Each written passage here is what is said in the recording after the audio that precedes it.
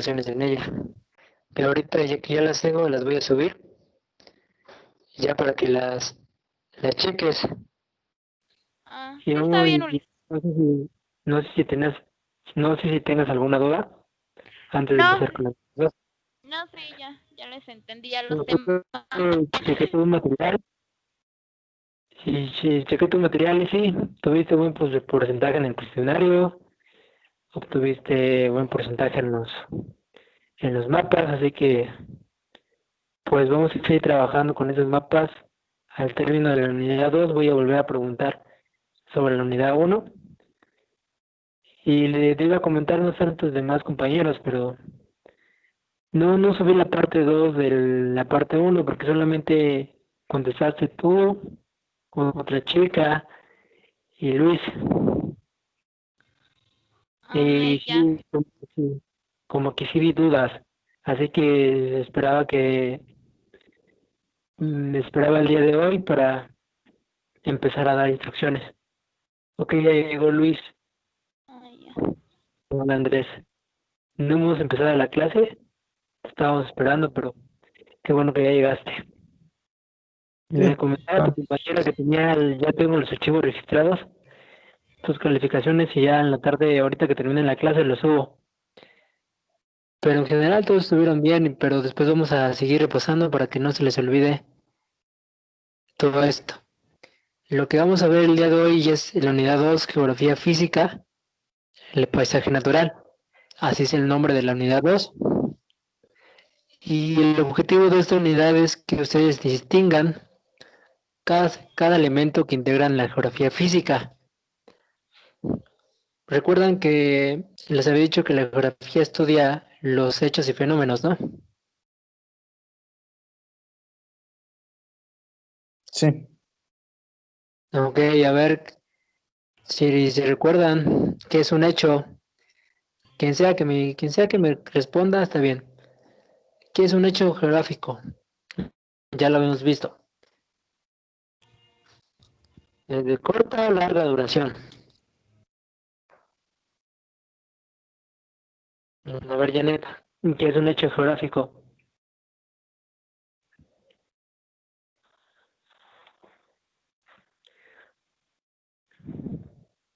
Esa es larga duración, ¿no? Porque es lo que se forma durante. Ok, sí, está bien tu concepto.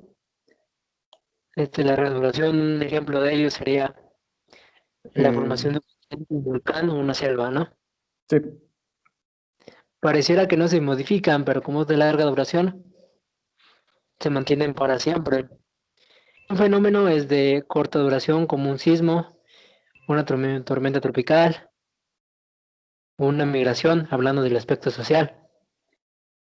Recordemos que un hecho geográfico, un fenómeno geográfico no se basa solamente en lo físico, sino también en lo social. Ok. De eso trata la geografía física. Vamos a mezclar eso que vemos de hechos y fenómenos, pero aparte, las ramas que se dedican a ver la geografía física. En muchos aspectos de la geografía física se basa o se ayuda a base de la ciencia, como por ejemplo, la geografía física tiene 5 ramas muy importantes. Antes de que se me olvide, Andrés, subí los archivos del material del día de hoy a la plataforma, nos acabo de subir apenas para que lo cheques. Sí, ya los vi. Estamos trabajando en el PDF, en la primera parte. Sí, ya lo vi. Ok. Las 5 ramas esenciales de la geografía física son 5. La primera que se llama geomorfología. Morfo significa relieve y geomo significa estructura. Entonces, en pocas palabras, estructura de relieve. La hidrografía, o más bien hidrogeografía, es la distribución de las aguas. La climatología, el tipo de clima. La grafología con los tipos de suelo. y la biogeografía con la vida vegetal y animal. Recuerdan que les dije que la geografía siempre se va a mezclar, siempre se van a llevar de las manos. No importa que sean factores bióticos o factores abióticos. Como dije que la geomorfología trata de la estructura de relieve, aparte la geomorfología es una rama que estudia el conjunto de modificaciones y alteraciones de la corteza terrestre por efecto de determinadas fuerzas internas como el movimiento de capas tectónicas o actividad volcánica. Entonces el relieve es todo lo que tiene que ver con la corteza terrestre. Y ejemplo, movimiento de la corteza terrestre de las capas tectónicas. Y estos son los primeros temas que tenemos que ver de la geografía física, que sería la estructura interna de la Tierra. Okay, yo sigo en el documento, pero en la plataforma hay dos archivos, más bien no dos archivos, dos imágenes sobre los modelos de la estructura interna de la Tierra. Una imagen es de las placas tectónicas y las otras dos son de las estructuras internas. La que dice modelos la van a abrir ustedes. Yo sigo en el documento para poder explicarles, pero necesito que ustedes estén en la imagen que dice modelos. ¿Ya están en esa imagen? Ya. Ya. Ok, en esa imagen, el primer tema que estamos hablando el día de hoy, que es la estructura interna de la Tierra, que se abarca primero desde el núcleo hasta el manto superior. Pero hay dos modelos. El que hablamos desde el núcleo interno a manto superior es el modelo estático, donde abarca la corteza oceánica y la corteza continental. Y el modelo dinámico significa que es basado en el comportamiento mecánico de los materiales. El modelo estático solamente se ve la composición química de las capas. Entonces, por ejemplo, si estamos hablando del núcleo, y si quiero expresar la composición química de núcleo, voy a hablar de modelo estático, porque voy a expresar de qué está compuesto químicamente, de cuánto kilómetros va a ser su espesor del núcleo y características similares. Hablando del modelo dinámico, que es basado en el comportamiento mecánico de los materiales, se va a basar cómo se comparte o cómo se comporta el núcleo interno. Si se dan cuenta, en la primera parte que dice modelo estático, encuentran dos partes, corteza oceánica y corteza continental. La corteza oceánica y la corteza continental va a ser parte de la litosfera. El manto superior y la zona transicional va a ser igual a la xenosfera y el manto inferior va a ser parte de la mesósfera. El núcleo interno, o más bien el núcleo externo, va a tener el nivel D y va a ser la endósfera. Y así sucesivamente. Nosotros nos vamos a abarcar en la corteza oceánica, en la corteza continental principalmente. Si se ubican en esta, aquí es donde se va a ubicar los movimientos de placas tectónicas, que es el siguiente tema,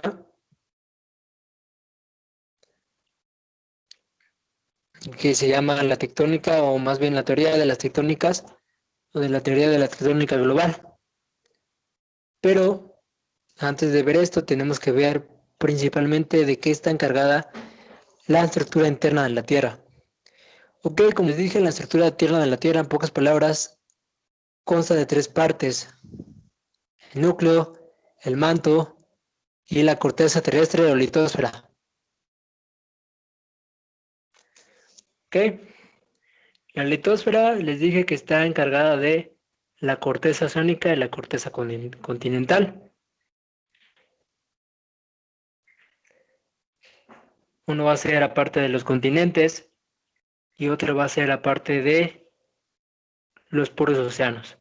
Uno va a hablar solamente de la tierra y otro va a hablar del agua, principalmente. El núcleo es una capa densa que constituye el centro de la Tierra. Entonces el núcleo está en el centro de la Tierra. Es una capa densa. Al manto lo conforman una capa sólida, manto inferior, y otra espesa, manto superior. Entre esta zona de manto inferior y manto superior, ustedes pueden verla en la imagen, se encuentra la zona transicional.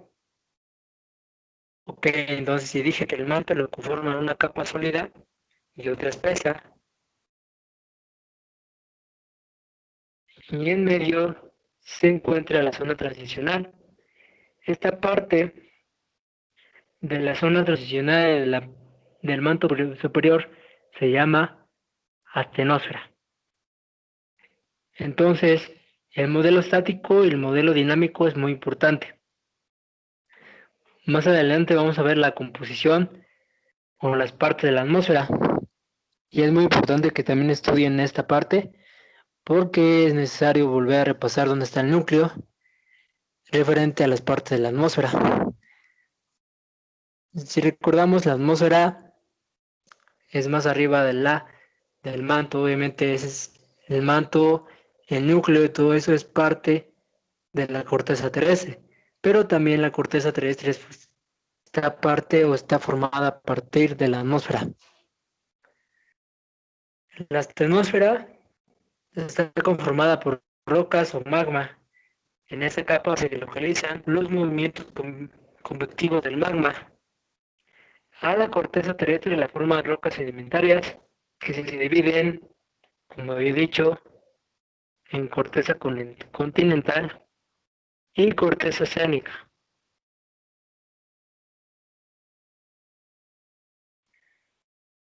Entre esto deriva una teoría de la deriva continental.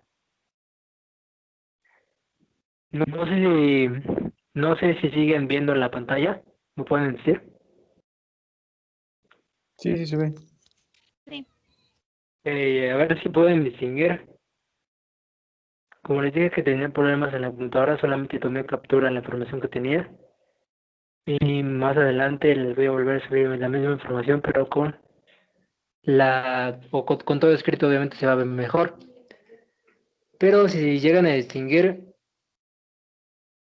sobre la teoría de la deriva continental, esto es debido a que Alfred Wegener, explorador y científico alemán, aportó una teoría. Esta teoría se llama la teoría de la deriva continental para explicar la formación de los continentes.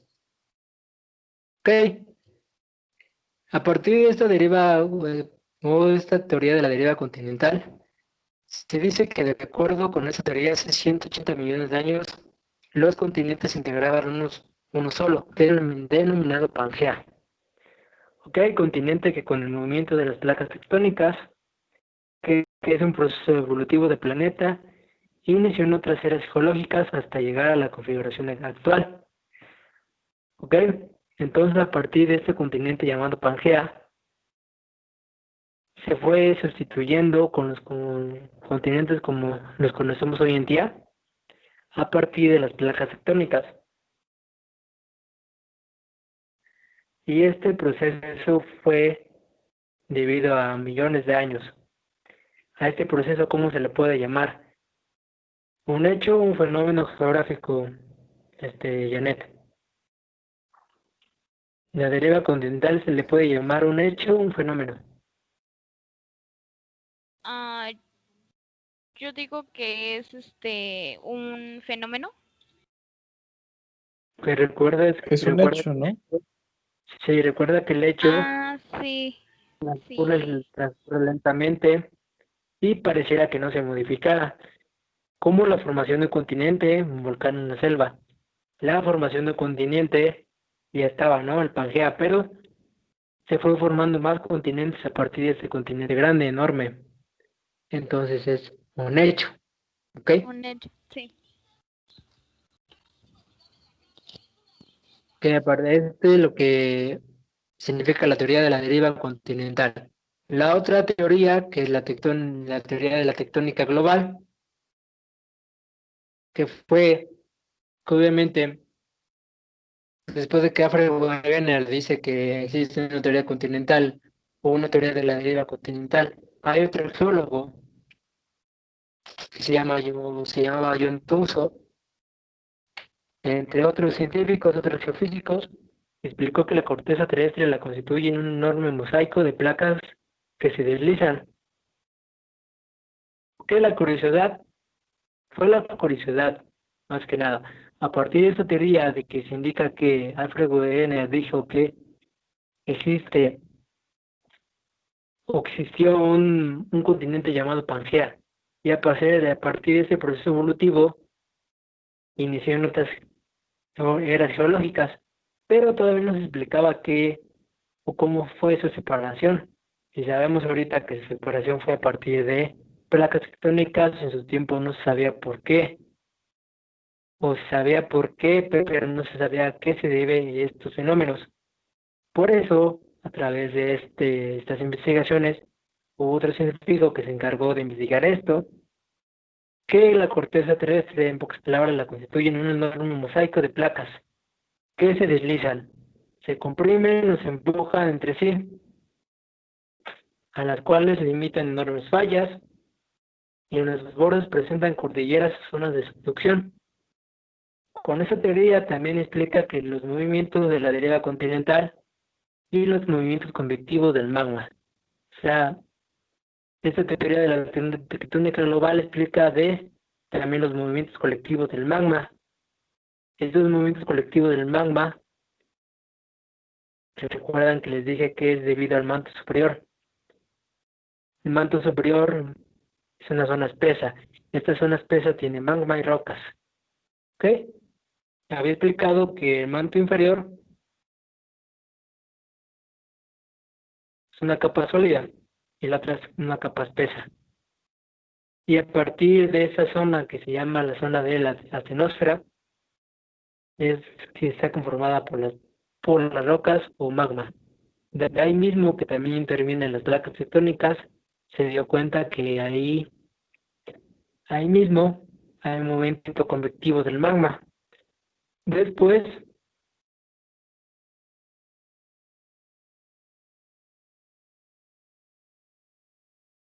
esperen, después de esta clasificación de las placas tectónicas, hubo una clasificación. Pero ¿cómo fue la clasificación de estas placas tectónicas? Seguramente alguna vez ustedes han visto la clasificación de las placas tectónicas sobre, ejemplo, placas norteamericanas, de Cocos, de Caribe, etcétera. Estas placas tectónicas se embarcan, son grandes placas continentales, ¿ok? Obviamente estas placas son enormes fallas o bordes que presentan cordilleras o zonas de subducción. Estas placas tectónicas se comprimen o empujan entre sí. Depende si se comprimen o se empujan y depende de eso al tipo de sismos que tengamos. Va a ser muy importante saber que no importa que puede ser que una localidad de un epicentro X pueda obtener un sismo de una magnitud, por ejemplo, de 4.5 o de 5, que ustedes pueden identificar muy pequeño, o hasta de 4, pero debido a que las placas tectónicas se empujan o se comprimen, se debe a la tipo de urgencia que tenga la población o el tipo de destrucción que tenga sobre la capa terrestre.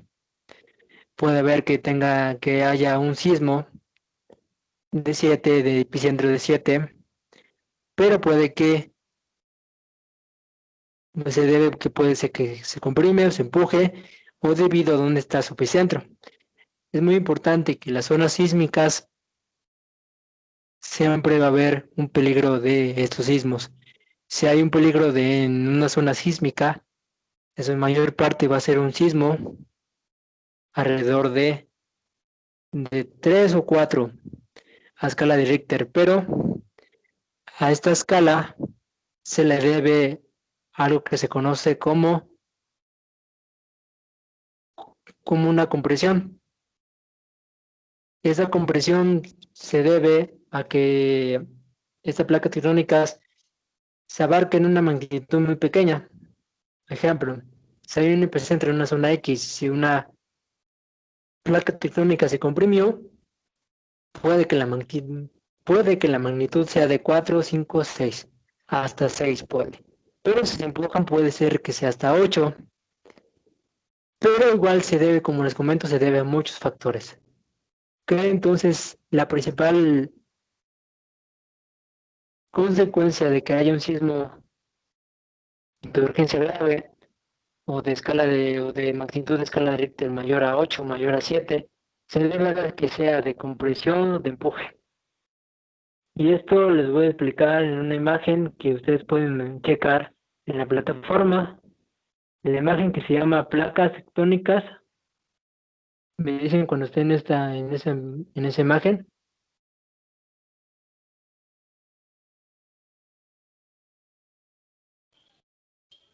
Sí, ya. Ok, Ya. como les había explicado, esta imagen en las placas tectónicas que ustedes ya conocen, o que bueno, o si no conocían, esta es una clasificación de las placas tectónicas. También es común encontrar que otros autores tengan otro tipo de placas, pero este tipo de placas es universal. Tenemos la común que le rodea, por ejemplo, a México. Después vamos a ver sobre la geografía de México. Nos vamos a identificar qué placa le rodea a México, pero hablando de universal, estamos hablando que la placa norteamericana, existe tipos de placa norteamericana, ¿ok? La que ustedes ven en la parte de arriba, cada placa va a variar diferente a la zona geográfica. Pero ahorita me voy a abarcar, por ejemplo, a las placas del continente americano. Ustedes saben que hay una falla que se llama la falla de San Andrés. La falla de San Andrés va desde California hasta Sudamérica, hasta Perú, hasta los Andes de Perú. Esta placa, o más bien estas placas, abarcan una mayor parte de la falla de San Andrés. Por ejemplo, la placa de Nazca, aquí les están en inglés si ustedes pueden notar, pero pues es fácilmente distinguir. La placa de Nazca, o Nazca Plate, como dice ahí, está en Sudamérica. Esta placa de Nazca, a partir de la placa de Cocos, también hablando de la placa de Juan Fuca, por parte de la placa de Juan Fuca, pertenece a la falla de San Andrés. ¿Ok? Después vamos a ver de fallas. Recuerden que la unidad 2 es una unidad muy grande. Así que vamos a ir por parte. Y ya siendo una parte muy grande, necesitan poner atención en cada tema porque si no saben, por ejemplo, las placas, no las saben, no van a poder identificar el relieve mexicano, ya hablando de geografía de México. Ahorita estamos hablando de un contexto universal, para que ustedes puedan entender. En la parte de abajo existe el tipo de placas tectónicas. La que conocemos, por ejemplo, es la de subducción, una de empuje, una de extensión, una de empuje, una de manera lateral. Recuerdan que depende de cada movimiento, depende de la magnitud del sismo. Que les voy a explicar a qué se debe esto. Que pueden identificar la primera que dice subducción.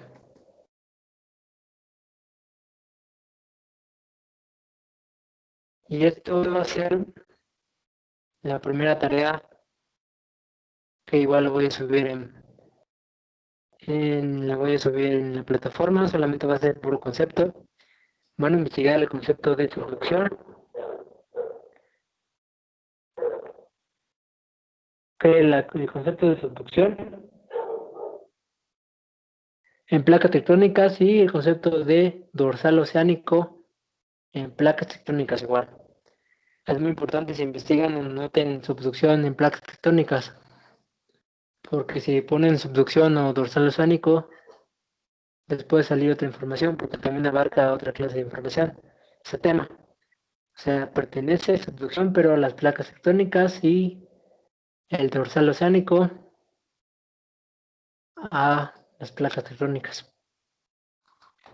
Ok, entonces voy a dar un ejemplo claro, por ejemplo, de subducción. La subducción sería el empuje. Y el último que tenemos es la extensión. Y el que tenemos en medio puede ser un empuje lateral. O más bien que un empuje sería una fricción. A partir de esta fricción depende de la magnitud, como les digo, que define el sismo.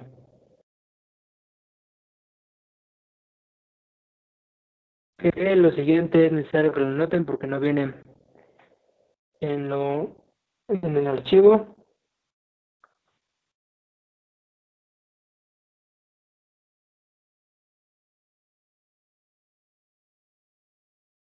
O más bien, sí viene en el archivo, pero les voy a explicar de manera más detallada esto.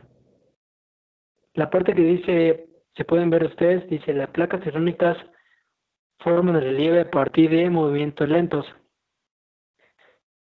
producidos por las corrientes convectivas del magma. Sobre el manto superior lo que se crea o lo que crea zona de separación, choque de subducción y origina la formación de relieve continental, tal como se muestra en esta imagen. Debido a que ya sea un empuje o subducción, se debe a una formación de relieve continental.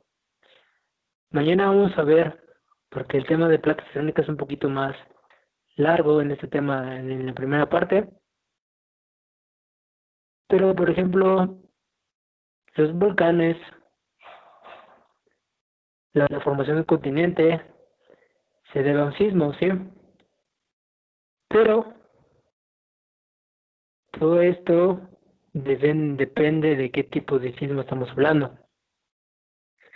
Si ustedes pueden identificar, por ejemplo, dice en la información, lo que crea zona de separación, choque de subducción.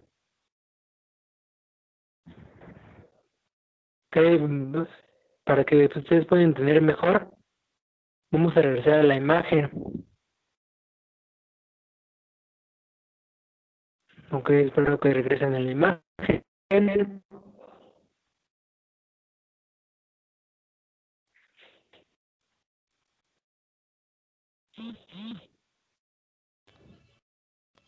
Ok, si están en la imagen, se pueden dar cuenta que la primera que dice subducción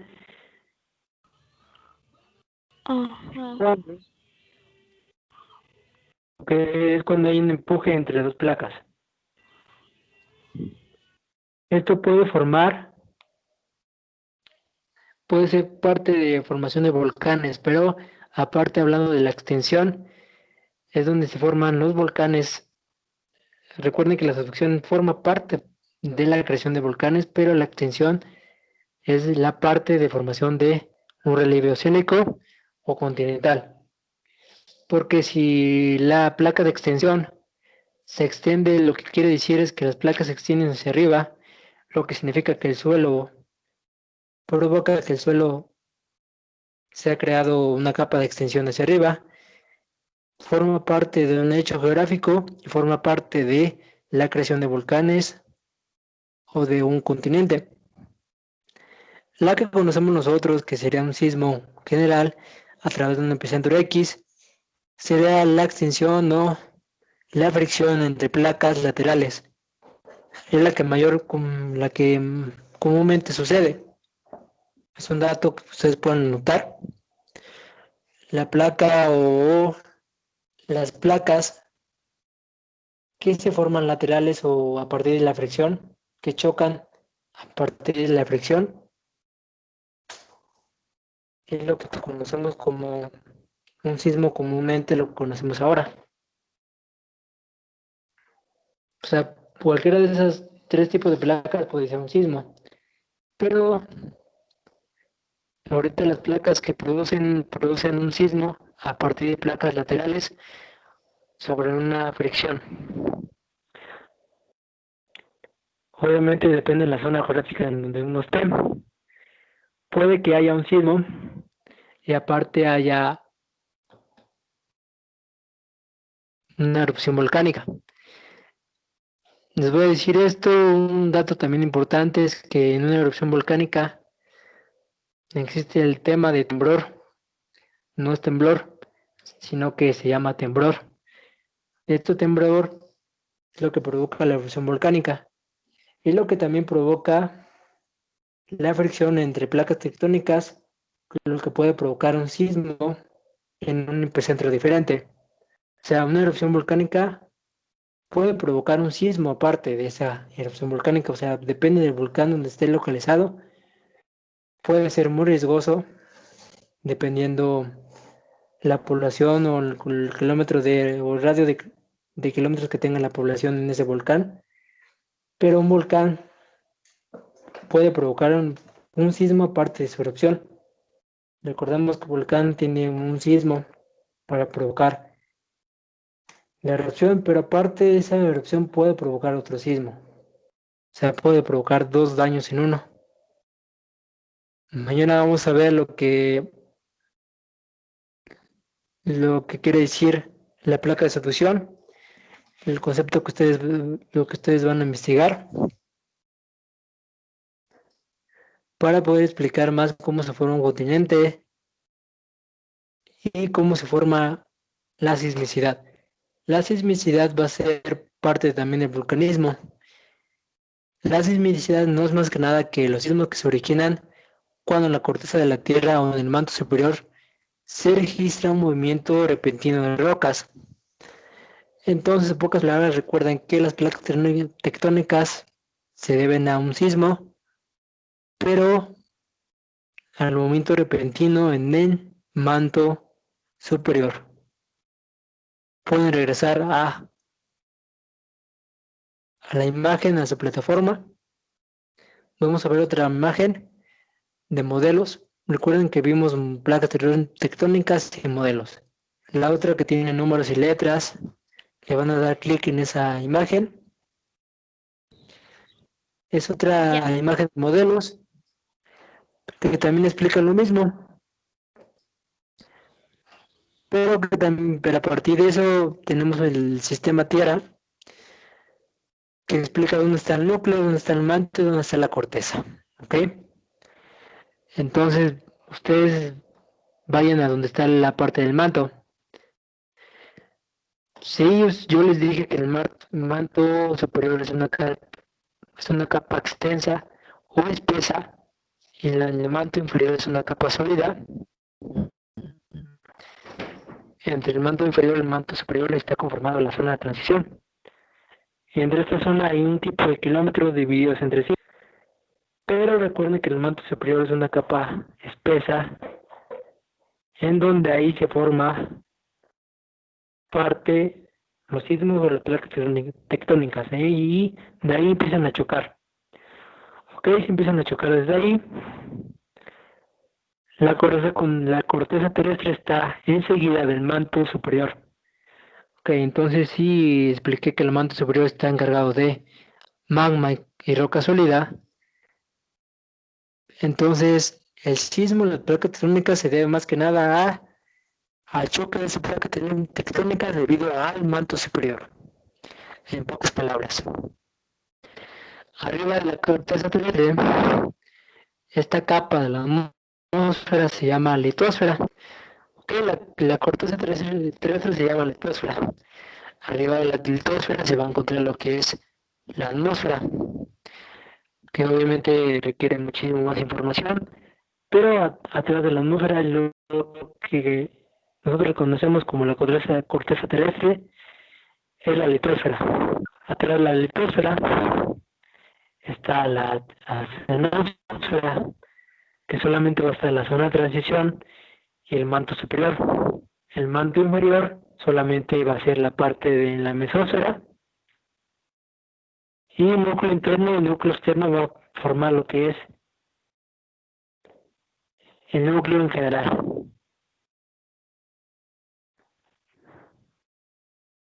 Ok, antes les había explicado sobre un núcleo, sobre un modelo estático y un modelo dinámico.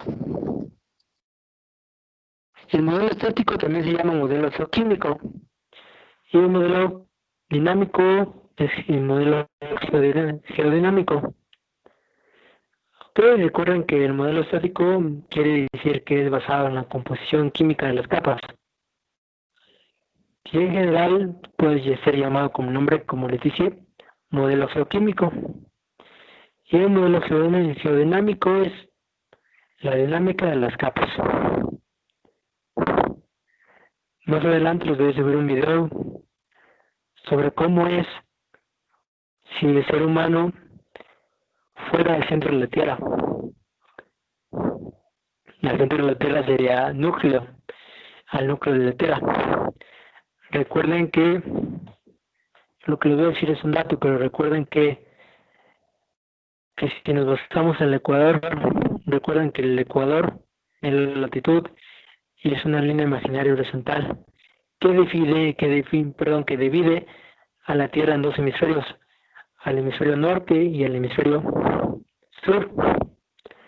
Pero no solamente fue llamado Ecuador porque solamente está en medio. No. El Ecuador, esta línea de Ecuador de latitud, también se dice que es la línea más cercana al centro de la Tierra. Eso quiere decir que está más cerca al núcleo. ¿Ok?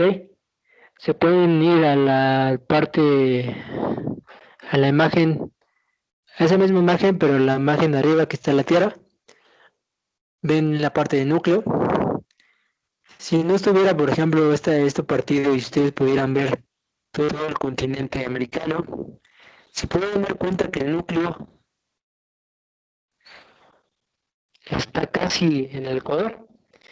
Entonces no se llama Ecuador porque sí, se llama Ecuador porque está casi en el centro de la Tierra. Por eso parte de la Tierra en dos. Ok, entonces es un dato. Después estos datos los vamos a ir concentrando poco a poco para que la información sea necesaria para poder recordar. O sea, a veces los datos son irrelevantes, pero estos datos son muy importantes. Entonces el núcleo se divide en dos. Si quieren ir ustedes, por ejemplo, al centro de la Tierra, recuerden que el punto más alto de la Tierra, si hablamos de altitud, recuerden que la altitud está hablando de metros sobre el nivel del mar. El punto más alto de la Tierra, hablado sobre altitud, es el monte Everest, que tiene una altura de sobre 8.848 metros sobre el nivel del mar. Eso es sobre la altitud. Eso quiere decir sobre la altitud es sobre la litosfera, es sobre el mar.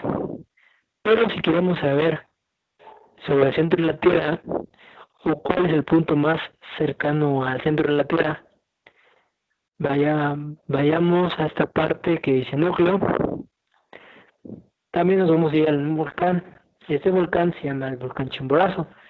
Está aproximadamente a unos 6.600, 6.800 metros sobre el nivel del mar. ¿ok? Recuerden este volcán, el Chimborazo. Este volcán, el Chimborazo, es el volcán más cercano al centro de la Tierra. Pero, ¿por qué el volcán Chimborazo se encuentra en el país de Ecuador? No es por nada porque que se encuentra el más cercano a la Tierra, es por eso que se encuentra en el Ecuador. Ok, entonces si nos queremos, no vayámonos tan lejos, no vayámonos a poder perforar la Tierra. Vámonos a este volcán que se encuentra al centro de la Tierra, el más cercano al centro de la Tierra. Que esto quiere decir que esta parte del centro de la Tierra es una parte, si estos volcanes que están alrededor de este volcán pueden provocar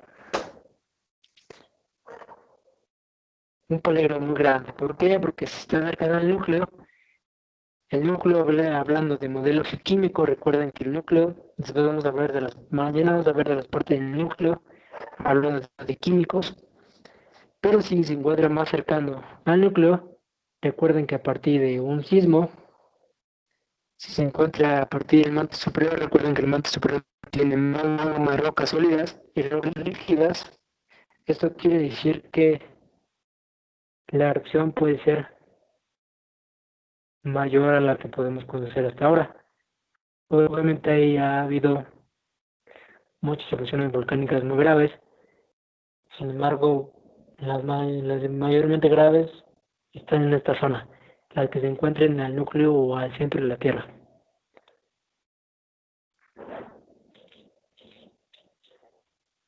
¿Ok? Entonces, viendo esta parte de geografía física, el paisaje natural, vimos la parte de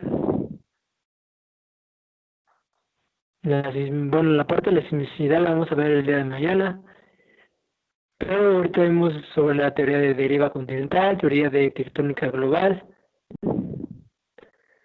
estructura interna de la Tierra, pero esto fue una introducción a lo que vamos a ver el día de mañana. Les vuelvo a recordar que el día de mañana vamos a ver más a profundidad estos temas, pero la unidad 2 es grande, es extensa. Así que cada semana vamos a ir preguntando sobre estos temas para que no se les olvide, ya que como es un tema largo, cada subtema es necesario saber en qué corteza estamos, en qué placa de la Tierra estamos. Así que no se preocupen, en cada clase vamos a ir repasando cada tema. En la plataforma pueden encontrar los 4 archivos. Voy a subir unos archivos más, un par de videos para que puedan estudiar un poquito más sobre esta información. Y de ahí van a encontrar la introducción que vamos a ver el día de mañana. Ok, les dejé de tarea sobre los conceptos sobre subducción y dorsal oceánico. Ok, igual para sus compañeros les voy a dejar esta misma tarea para que la puedan checar el día de mañana. Para que la puedan checar el día de mañana sus compañeros si no están, pero ustedes obviamente la van a traer el día de mañana, o me la van a decir. Ok, no sé si hay alguna duda. No. Recuerda que si hay alguna duda me puede decir, ya que en cada cuestionario se ve. La parte del cuestionario 2 la voy a subir el día de mañana cuando espero que el día de mañana se conecten un poquito más. Si no, voy a subir la parte 2 y necesito ver si hay alguna duda, porque la media del cuestionario 1 fue 7, que muchos lo hicieron doble vez, y aún así teniendo doble vez fue la media de cada uno fue de 7. Bueno, la media entre todos fue 7. Dicen que no hay ninguna duda, pero mañana voy a volver a repasar algunos conceptos. ¿Y por qué el día de mañana? ¿Y por qué no el día de hoy? Porque el día de mañana vamos a ver sobre las placas tectónicas sobre cuál es la placa tectónica de Nazca, qué es la placa tectónica del Pacífico, y me voy a ubicar en las coordenadas geográficas. Si ustedes van a responder, mañana va a ser el día de ejercicios aquí en clase, y ustedes van a responder derivado a las coordenadas geográficas. Y si hay dudas, me voy a encargar de ver si hay dudas, y voy a ver en qué fallaron sobre el cuestionario. Así que bueno, si no hay ninguna duda, nos vemos el día de mañana y esperen las actividades que voy a subir el día de hoy, en la noche. Sí, está bien, Ulises. Ok, termino la grabación.